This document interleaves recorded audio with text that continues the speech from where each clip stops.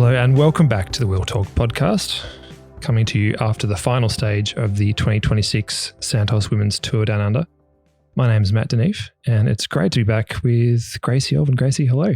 Hello, thanks. Great to be here. And boy, those last 3 days, they went quick, didn't they? Went so quick, and we've got a bit to talk about because our last episode was after stage one, obviously, so a couple of days to talk about. But also joining us tonight, we have a very special guest, the reigning Olympic time trial champion. I'm sure you get sick of hearing that. Grace Brown, thank you for being here.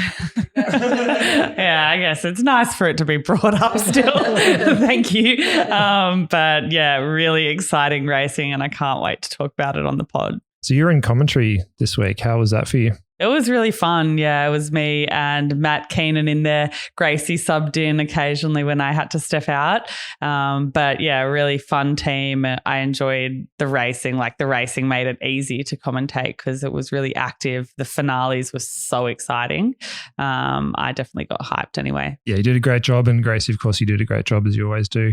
Great to have you two on commentary for Channel 7 and the World Feed. It's been really good. I just want to ask Grace one question because I think the listeners might find it interesting. Like what's going on in your ears, in the headphones while you're concentrating on what you're saying and how you're reacting to Matt and what's going on. There's also a lot of other stuff going on in your ear as well at the same time. Yeah, the main thing is we're doing the world feed, which goes out to all, I guess, like if you're a European listener and you picked up the Tour Down Under in your home country, you would have received the world feed. Sometimes your home commentators will put their commentary over the top, but maybe you heard Matt and I on there.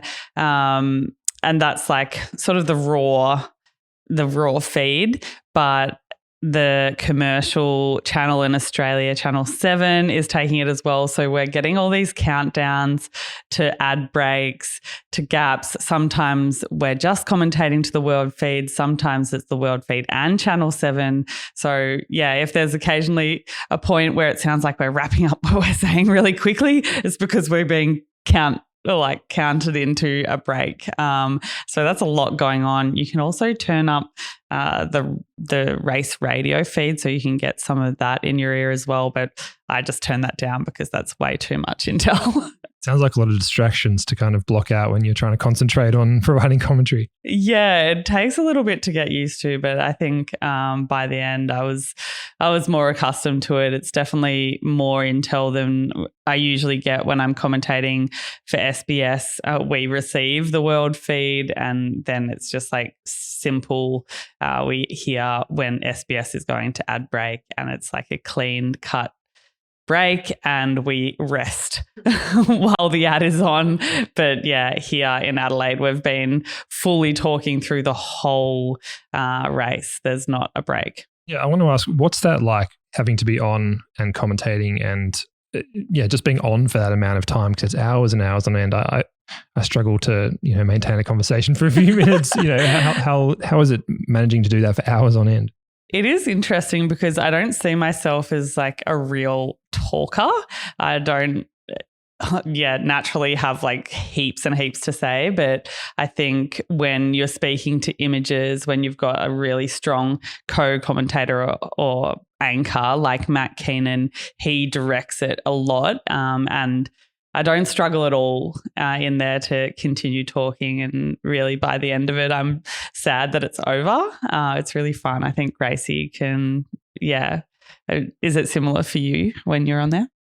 Yeah, I'm the same. You and I are a bit more introverted in just naturally, but suddenly the time goes. You might have a few lulls here and there of being like, oh my God, I'm tired. But that's more like when we do the Euro races and it's nighttime for us in Australia. But yeah, like the time does go quickly. We know the racing so well. When you're an expert at something, it just kind of flows a bit. So yeah, it's fun. But like you said, it's having a good co-commentator or anchor is super important. Like I think it's super hard to commentate on your own. And if you get stuck in a moment where you're on your own for quite a while for one reason or another, you're kind of just going, I need a friend. Just like some riders needed a friend in the breakaway here this tour. Yeah, there was a bit of that. We've got plenty to talk about, so let's get into it. I want to go back over stage 2 quickly, just as a quick recap before we get to today's exciting finale. Yesterday was a very hot day. We saw an aggressive start on Norton Summit climb with plenty of attacks, particularly from Visma Lisa Bike, but it wasn't until about 100 Ks to go when Wilma Antilla got away solo. She was away for about 45 kilometres, again with FDJ United Suez chasing for much of the day. We had a really interesting breakaway with about 10 or 11 kilometres to go in the stage, with Chloe Dygert leading the charge there with Julia Kopecky, Sarah Van Dam, Los Adegeist and Maria Benito. A very strong and dangerous group coming into a tough finale. And after being so good all day, FDJ United Suez missed that move and it looked like they were on the back foot for a little while there. But with a bit of help from some other teams, they managed to bring that back. With Ali Wollaston again winning the stage the second day in a row in the ochre jersey to take the win, with Noemi Rugg second and Josie Nelson third for another great finish for her. Where do you guys want to start with that one? Do you want to talk about that dangerous move with about 11 Ks to go with Chloe Dygert up there? Yeah, I'm keen to hear Grace's insights on that breakaway because, of course, Dygert has been one of your rivals in the time trial. So we, of course, know how strong she is. Don't think that she's on super form at the moment, but you never want to have her in a breakaway. You don't want to ever give her any extra rope. And an ex-teammate of yours, Los Adegeist, I believe, she was in FDJ with you. So you have a bit of an insight too of what kind of rider she is. But it was a really strong breakaway. There was plenty of danger there. Yeah, it was definitely a dangerous move. And I think the peloton realised that. They were pretty onto it. From memory, I think EF Education Oatly was doing a lot of the chasing as well, alongside FDJ United Suez. It's hard for me to remember they've got an extra sponsor in there now. But yeah, Chloe, you could see that she was the most motivated rider in that group, and she probably did too much work there trying to drive it, especially when it looked like it was particularly over.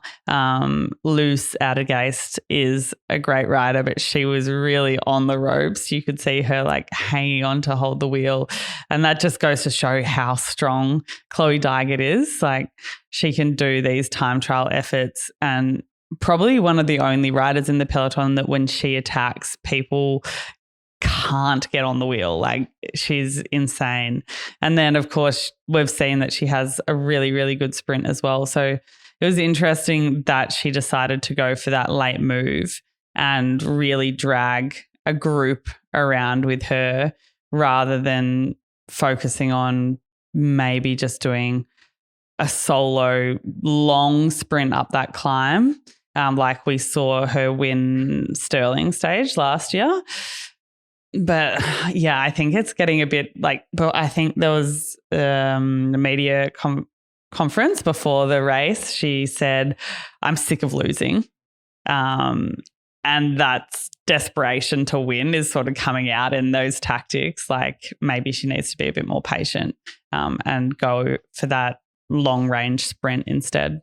I imagine she was pretty frustrated after the stage yesterday. And I didn't get a chance to talk to her. The team wouldn't let us talk to her, which was a little frustrating for us. But I imagine, she's doing her best to try and win the stage in that moment. And it looked like she didn't get a lot of help from the riders in the break, which understandable. You don't want to drag someone like Chloe Dygert to the finish, but I imagine that must have been a frustrating way for that stage to finish, particularly after missing out on stage 1 as well. Yeah, I think once she realised that maybe she was doing the most work in the break, she probably should have attacked them again. Like, she'd already committed to the breakaway. If they're not doing what she needs them to do, then she needs to act again. But yeah, it's always like a hard moment to push it like that.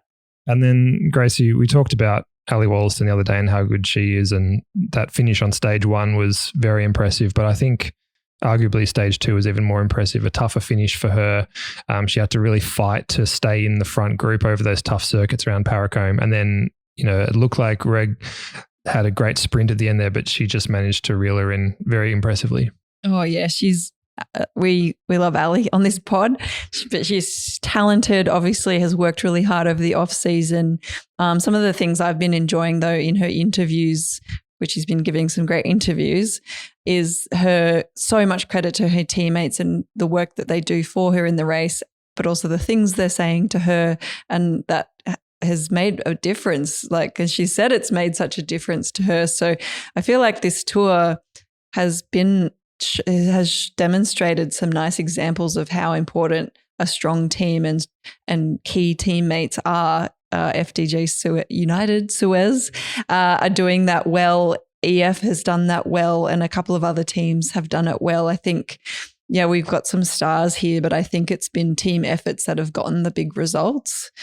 So I think for Ali, she really did lean a lot on her teammates, and they've got a nice vibe at that team. They've been building something nice since you've been on the team, Grace, but it's particularly last year. I think having Demi Vollering come across, the dynamics shifted somewhat in that squad, and Ali's last year was her first year with the squad too, I think. So she's really found her feet there too, but you can just tell they're all enjoying it.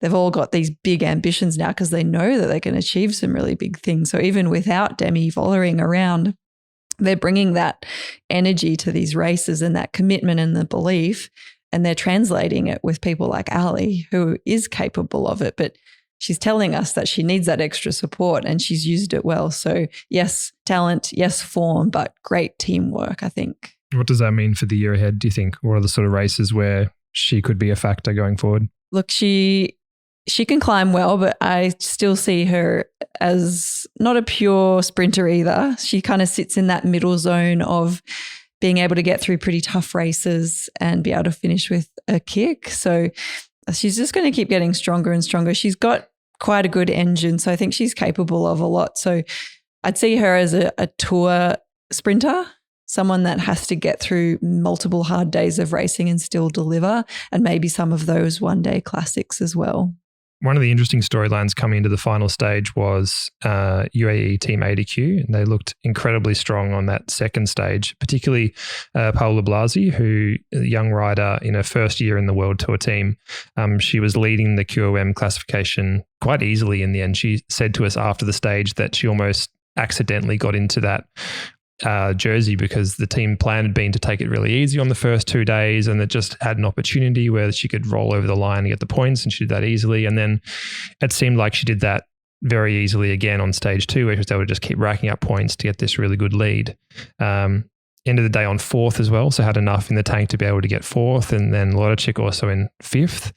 And so one of the things we wrote about coming into today's stage was that UAE seemed perfectly placed with some very good riders. And Blasi talked about how they were going to be very aggressive today. And as we'll get to, that definitely turned out to be the case. But what did you guys make of how UAE Team ADQ rode yesterday and what that said going into this final stage? Yeah, look, you can sometimes say teams waste energy on things that don't matter that much. I don't think that they did that. I don't really think they wasted too much energy with the QOM, for example. Like she said, she kind of was just there and it was a bit of fun and she took the points. I did ask her at the end of the stage if they were being contested pretty hard, because there was some riders that their face coming across those lines were a bit like painful. So they weren't just cruising across the Queen of the Mountains very often. So I was keen to know like how much effort are you actually putting in to try and get those points. So she didn't give me a fully straight answer, but she said, like they're going pretty hard, but then she told you that it wasn't that hard. But who knows? They're obviously all in good form. UAE, they're a little bit like the men's team. They're buying some good talent.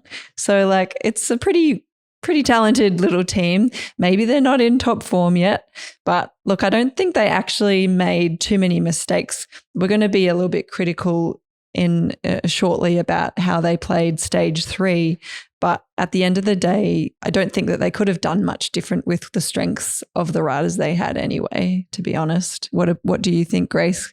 You've watched every moment, or I've missed a few moments here and there. So what's your take on the UAE team? I don't have many criticisms of stage 2, but am I allowed to start speaking about today's stage? Because there was one moment where I think they stuffed it up a little bit, and that's between the 2 corkscrew climbs. So going up the first descent, it was Dominika Vlodacek and Mavi Garcia with Sarah Van Dam. So they had 2 against 1 there.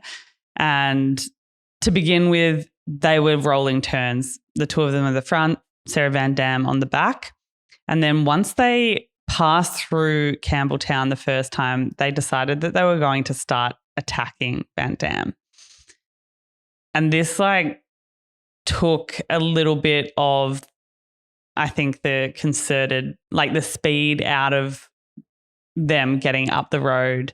The chase behind started to catch. Eventually, Dominica was up the road solo, putting in an effort all on her own, and the 2 behind got caught. She eventually got caught on the climb. I think in that moment, they could have worked together, the 2 of them, forget about Sarah Van Dam on the wheel and work out how to beat her in a sprint, because that was an easier win against Sarah Van Dam than it was against Noemi Rugg in the end. So what they did there, I sort of thought that brought the race back together. Yeah, I think that's a great point. And in fact, the team's DS, Michelle Cornelisa, agreed with you. We spoke to him afterwards and he was saying that that was a big moment for that. And I can just read the quote that he had because I think it's quite interesting.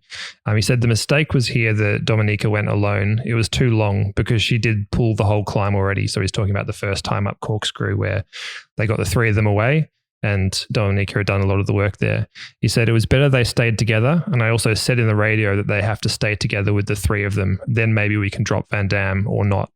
But that was the plan. And at that point it went wrong." So he agreed with you. And really interesting. I was there at the team camps on the oval outside the finish there. And we'll talk about in a second with EF winning with Noemi Rugg, but they were obviously ecstatic. And then at 30 meters to the right was the UAE Team Emirates camp. And Domi Vlodacek was the first rider who came in and she kind of sat down. She was bawling her eyes out when she came in and quite angry, remonstrating with the DS, yelling at the DS, and he was yelling back at her. It probably went on for, I'd say, 5 or 10 minutes, the 2 of them just going back and forth at each other, remonstrating, a lot of hand gestures, a lot of very frustrated gestures there. So obviously a lot of emotion. We'll get to how that all played out in a second, but that was one of the moments. And I think there were a few moments actually throughout the finale there that could have gone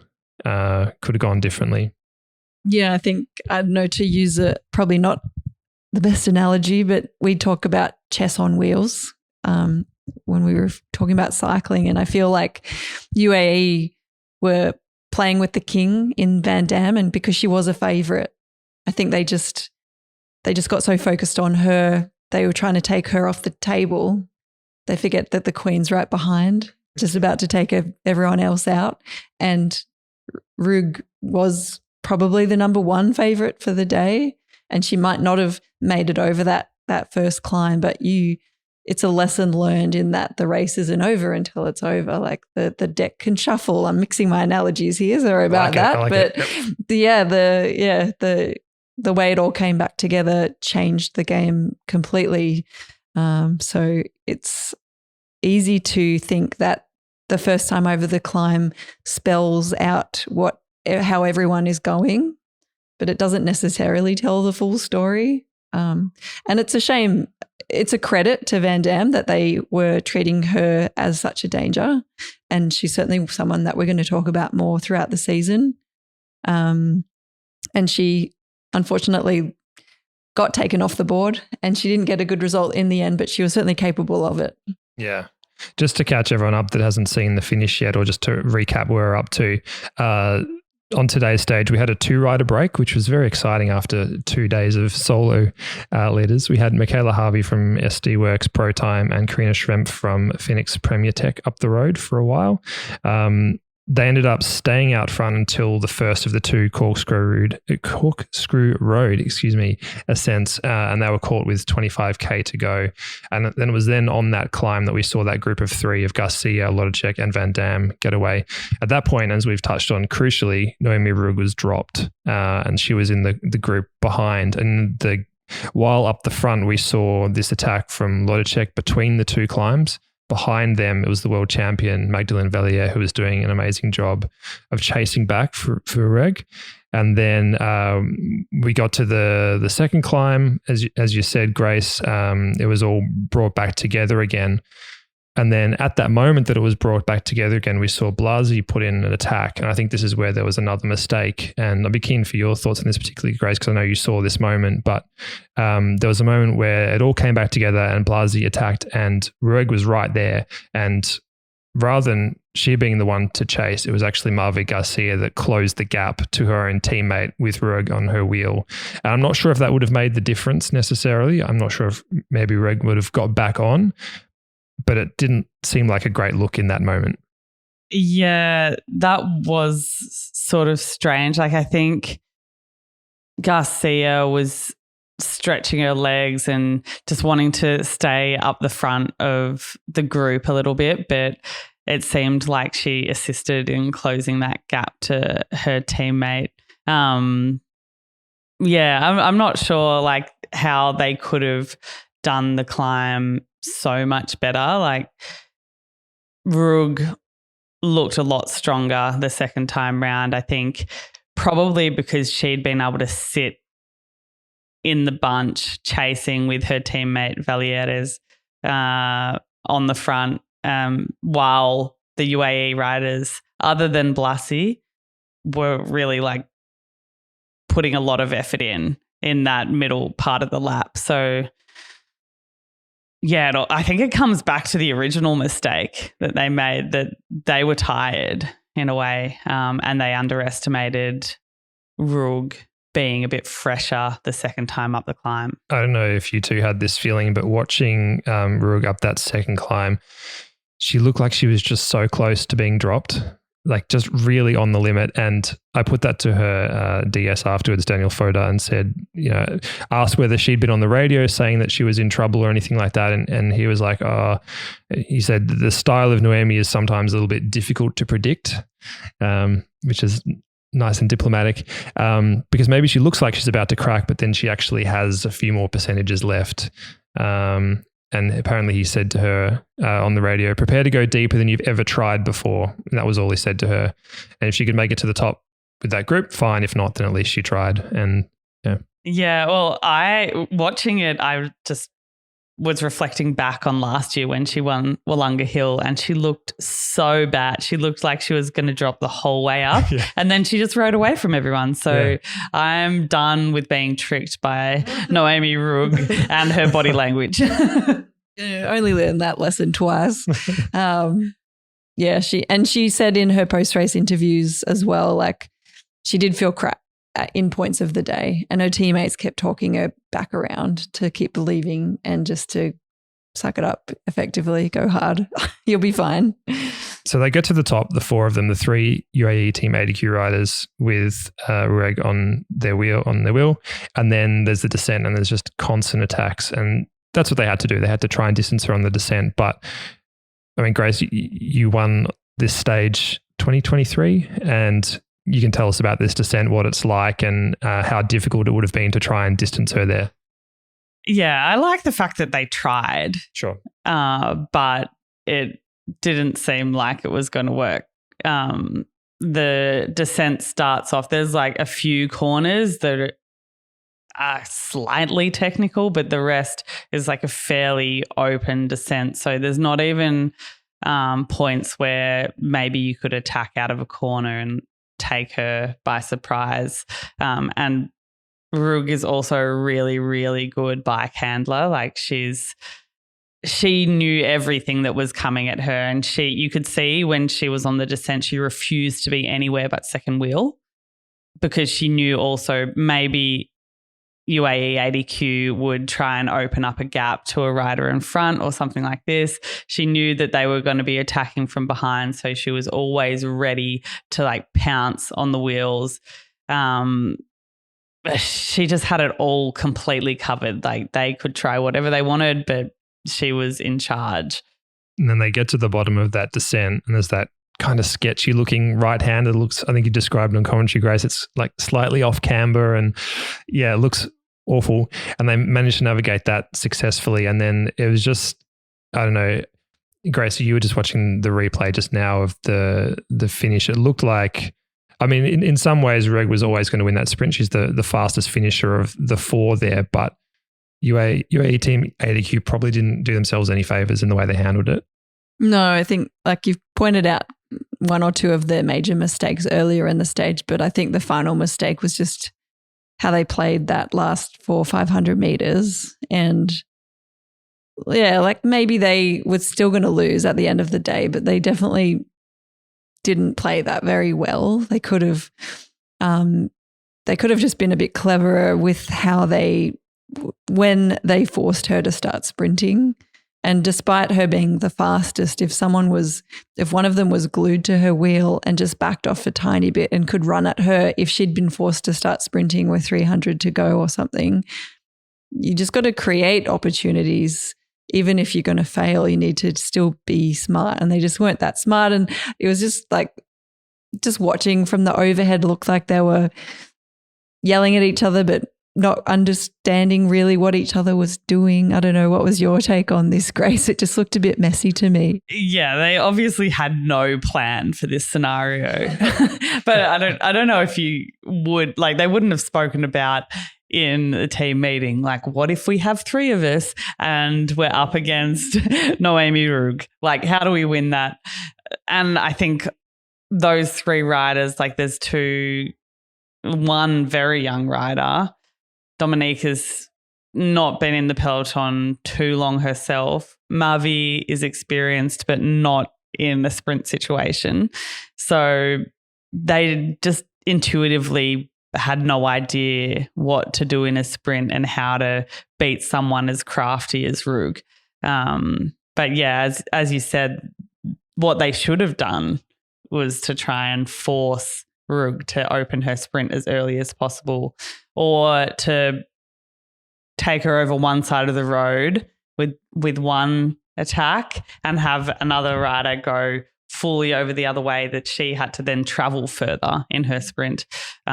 But yeah, they just weren't clued in. They were looking at each other, trying to make a decision, trying to have a conversation in the last 200 meters. And I mean, there's no time, guys.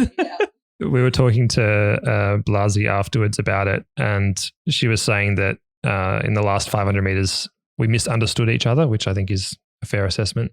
She said they didn't communicate that well and there was a bit of a misunderstanding, but also she paid credit to Rug, who said she's a very good sprinter, so full credit to her. And she also was saying how they can be really happy with how the race went. They ended up 2, 3, 4 on GC, which is a good result, plus, team classification and QOM. I know they're minor classifications and they would much rather win the overall classification, but she was very positive, and she was just saying that they're still really early in the season and that they're still trying to get to know each other. They've got a new DS who we talked about, Michelle Cornelisa, and Marvi is new in the team. So she said sometimes it takes time for riders to understand each other, and she's confident that they'll go and have a good debrief tonight and look back over it and learn from their mistakes. And she's confident they'll be able to get things back on track really soon.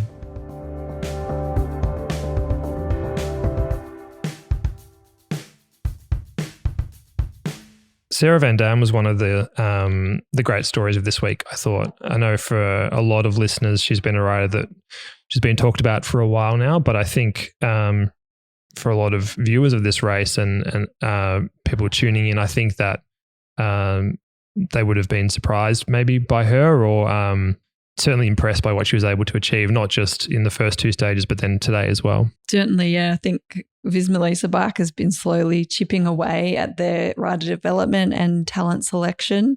But in my mind, they've taken a big jump up in their overall net abilities, but certainly with individuals as a squad.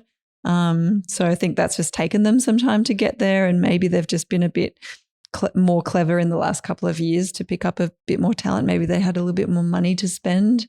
The Pauline effect is definitely happening to that team. They've had Voss there forever in various iterations of that squad, so that makes a difference too.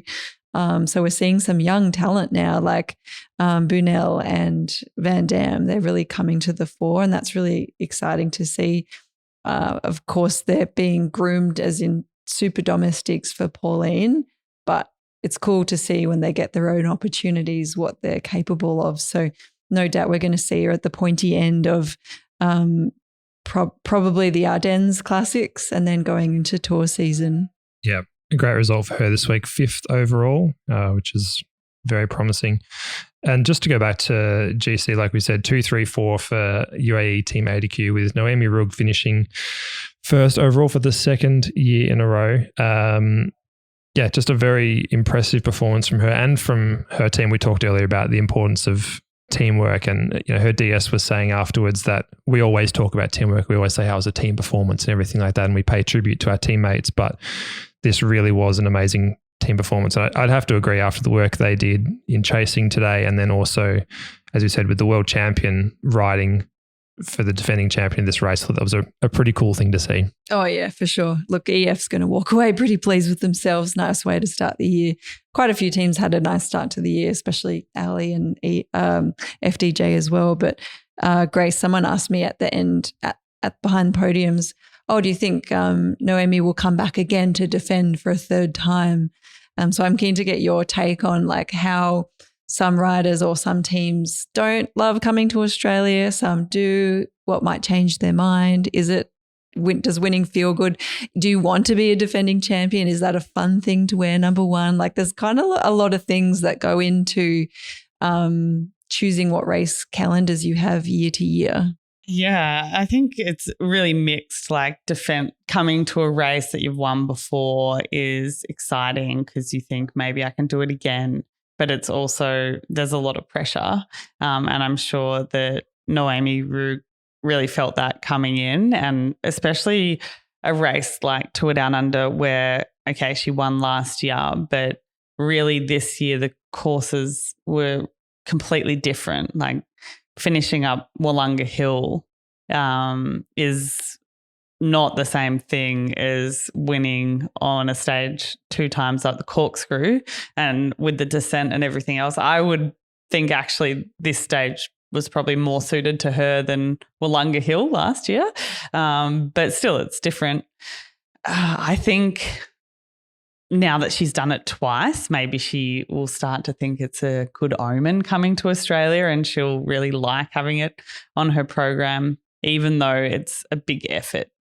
Like that's always the downside, I think, of these Australian races for a lot of the riders. They might have a great time when they're here, really enjoy the weather and the racing and the training in between, but still it takes a toll on you, like the long haul flight and being away from home so long. So there's so many things that come into that, whether a rider will want to continue doing it.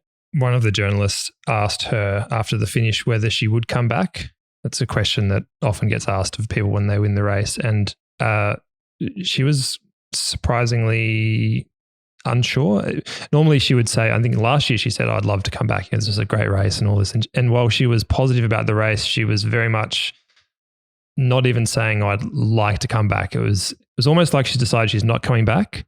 And just didn't really want to say it to offend all the, the tourism South Australia people that were standing around, which is, I thought was interesting. Yeah, I guess that like the pressure she probably felt relief as her main emotion winning today. Like, yeah, that pressure can be really hard for a rider to carry.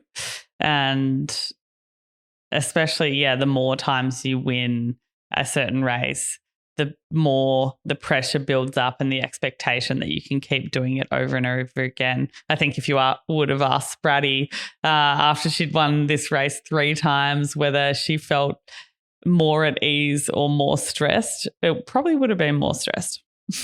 I was going to talk about Spratty, and I think we need to pay tribute to her a little bit. This is her last TDU. We've talked about that before, and she's such a fan favorite, such a great person, and a great ambassador for the sport. I just wanted to, I guess, get you guys your thoughts about Spratty's race today. She put in a really nice attack there at the end on corkscrew, and I guess your thoughts about how she raced and her legacy at this race and beyond. Yeah, it was nice to see Spratty really in a strong position today and like the team supporting her 100%. Guy Raylini was on the front as well, helping Spratty, bringing her back into position. And I think like that's super nice to see. They had multiple riders that they could have ridden for today, but Spratty's been in great form, and she's been like such an icon for the Australian women's cycling over the last, like, her career on paper is 12 years, but it's actually much longer than that. And it's hard to imagine not having her in the peloton, actually. Like, she's such an integral, like, part of Australian cycling as well. She's been a great teammate, and I think you can see that as well from, you know, she was on Green Edge for a long time, but she has huge respect on Little Trek. There's some funny videos with Guy Raylini and Spratty teaching her Australian slang, and like that's such Spratty's type of humor. Like she's really silly and like loves a bit of banter and having a dig at people, which is great. But yeah, I loved watching her race today. What about you, Gracie? Yeah, it was really special, actually. I got a little bit emotional at the end when I got to interview her. I tried to not get a shake in my voice, but having her whole family there, we managed to frame the shot up really nicely with her whole family and support crew behind her, and just knowing how it feels to do one of your last favorite races. But yeah, trying to put myself in her shoes of the career that she's had and what this race means to her made me feel a bit emotional. Just wanted to highlight the things that she also does outside of racing. So she's been part of the Cyclists Alliance in various roles over the years, mostly in the athlete committee panel, whatever they call it now. But that's really important because the Cyclists Alliance really needed the top athletes to be voices for the sport, to encourage people to think about what mattered and how to use a collective voice to make differences. So thank you, Spratty, for being part of that amongst some other top pros. She's also been in the Oz Cycling Athlete Committee, other numerous things that is just volunteered time. So she has given back in lots of different ways, in lots of ways that isn't seen or broadcast, as well as the stuff that we do see a bit more of, like being a team captain and a bit of a spokesperson for the sport. So yeah, I think we're not going to see the last of her. I think she's going to be involved in cycling for a really long time to come, which is, lucky because she's got a lot to offer. But yeah, I still remember my very first interstate bike race. I wasn't allowed to race interstate for a year or two after I started, but my mum and dad finally said, okay, you can do something outside of the ACTs. So they took me up for the New South Wales state titles. I must have been 13 or 14, and Spratty and I were in the same age group. So I rock up to this race thinking, oh, this is going to be fun. And she literally just takes off on the whole field. And I think she lapped me in probably like a 3-lap race. And I just was like, oh shit, who the hell is that? So she's been around and she's been good for a long time. And for someone to be a bit of a prodigy, I don't know if that's the right word for her, but she was one of the standout talents of all of her age groups that she did from the start. And that's unusual to see someone that was a really good junior translate that into being a good senior. And she's had some tough times. She's had a lot of adversity in moments in her career that she's had to overcome too. So you only see most of the highlight reels, but yeah, for any young athlete, go and find her stories. There's lots of versions of her story out there, but also ask her. She's one of those athletes that you could message on Instagram or one of the socials, and she would definitely reply to you. She's generous like that. So anyway, I'll stop, but thanks, Spratty. Great job today. All right. So the women's TDU is finished for another year, but we do have a one-day race that's sort of part of the TDU coming up on Wednesday in a couple of days' time here. It's a circuit race out at Tanunda in the Barossa Valley. It's on the same day as a stage of the men's race. What can we expect from that day, do you think, Gracie? Yeah, look, it's going to be a long day for the crew and the broadcast team with 2 races back to back. But It'll be warm because it's later in the day, but they're pretty well used to that now. The circuit race will be difficult. They'll still be tired from the tour, so there's still going to be some fatigue in the legs. But it's, I don't know. I think it's going to be a sprint, but it does depend on how it's raced. As we've mentioned lots of times in pods and broadcasts, the roads are grippy and dead. So like they're harder than they look on paper.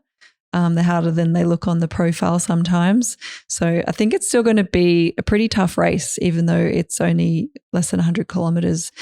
Grace, I'm keen to hear some of your thoughts as well on how this stage goes, especially, what we know now after 3 days of racing. Yeah, it's a hard one, I think, also because like Tour Down Under is the priority. It's the World Tour race. Everyone's been really focused on this.